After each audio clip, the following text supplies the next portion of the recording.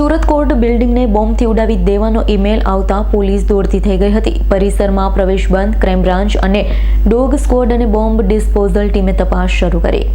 ગુજરાતમાં હવે સુરત કોર્ટ બિલ્ડિંગને બોમ્બથી ઉડાવી દેવાની ધમકી મળી છે। સુરત ડિસ્ટ્રિક્ટ કોર્ટના ઓફિશિયલ ઈમેલ આઈડી પર અજાણ્યા દ્વારા બોમ્બથી ઉડાવી દેવાની ધમકી આપતા તાત્કાલિક પ્રિન્સિપલ જજ દ્વારા પોલીસને જાણ કરાઈ હતી। પરિસરમાં પ્રવેશબંધી કરી Surat crime branch, dog squad અને બોમ્બ ડિસ્પોઝલ ટીમે તપાસ શરૂ કરી। અજાણ્યા ઈમેલ દ્વારા ધમકી આપવામાં આવતા સુરક્ષાના કારણસર આજે કોર્ટ પરિસરમાં વકીલો, અરજદાર કે અન્ય કોઈ પણ ત્રાહિત વ્યક્તિઓના પ્રવેશ પર સદંતર પ્રતિબંધ મૂકી દેવામાં આવ્યો હતો। જો કે તપાસ દરમિયાન કોઈ શંકાસ્પદ વસ્તુ ન દેખાતા અફવા હોવાનું લાગી રહ્યું છે। વહેલી સવારે 2 વાગે કોર્ટના મેલ ઉપર એક ધમકીભર્યો મેલ આવ્યો કે બોમ્બ પ્લાન્ટ કર્યો છે વગેરે, પણ સ્પેસિફિક આ કોર્ટને ઉલ્લેખીનું નથી, પણ સુરક્ષાને ધ્યાને રાખીને પ્રિન્સિપલ ડિસ્ટ્રિક્ટ જજ આર. એ. ત્રિવેદી સાહેબ અને આખો સ્ટાફ તરત એક્શનમાં આવી ગયા।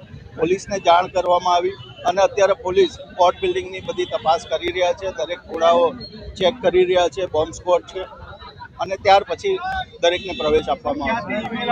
એ હવે પોલીસના તપાસનો વિષય છે। વહેલી સવારે 2 વાગે આવ્યો। Bureau report, S9 news, Surat.